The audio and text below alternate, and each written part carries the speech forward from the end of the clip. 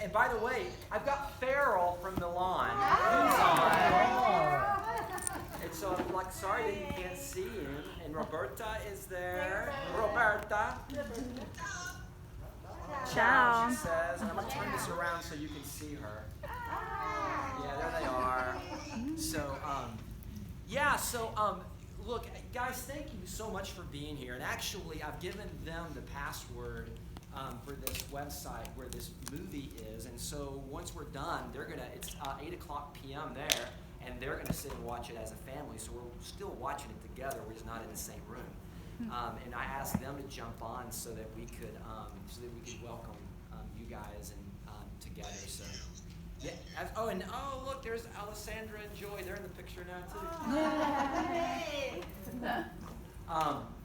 So look, we want to start this movie, but thank you for being. You're here because you're family, and you're here because you're also close friends, and that makes you family too. We just wanted it to be something really, really intimate, and the story of the movie that we're going to show is it was probably about 6 months after Dad died. My office phone rang, and it was a guy named Greg Vaughn. And Greg said, "You don't know me, but he said, I had a talk with your dad and your mom at one point about possibly doing a family biography." And he said, "Your dad was interested, and I'm just kicking myself because we didn't pursue it enough."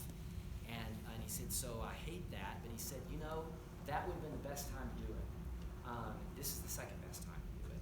And I said, here's the deal. There are two things you have going for you, Greg. Number one, you're a friend of Buck Weatherby's, and that's how the connection got made. You know Buck Weatherby, who worked for Dad for years. And the second thing is Dad told me about your conversation, so I know this story, and I know he was interested in doing this because he was interested in sort of telling the family story and preserving the legacy for his grandkids.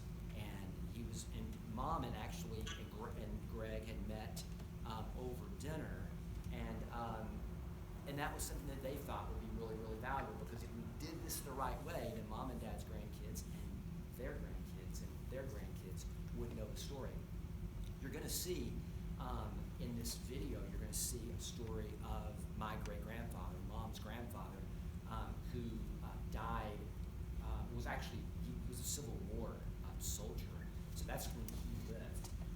And he wrote a bunch of history down. We never knew him. He was born, I think, 100 years before Mom was born. And he wrote all this stuff down, all this family history. And we read it now and we laugh because it's hilarious. And we're so glad that he did that. Well, we try to do the same thing here, to do something that 100 years from now, assuming that somebody can find whatever machine will be required to play it, would be able to know the story. And so that's what this is. It's telling a story that we think is really, really something that we're most thankful for as a family. And the fact that everyone here lives life with us, and thank you for that. And we just wanted you to be a part of it. The fact that you're here is an honor. We know you have a choice when it comes to the seats that you're in right now. Yeah. Thank you, Farrell. Hey, look, so the seats you're in right now are DC-10 first-class seats. I mean, that's how old they are, but these are the leather first-class seats that we used to have on our DC-10s. I'm told we're about to refurbish this museum. They're going to replace it with something else. So it's a really kind of a cool place to do it, and we're really happy that you're here. So welcome. As you know, restrooms are outside. I'm going to try to see if I can work this machinery in this room and get it going. So thanks for being here. It's a real honor. And Babri's in Italy, glad you were on. Love you guys. Thank you, Tom. Love you. Bye, guys. Love you. Ciao. Ciao. Bye. Bye. That's cool.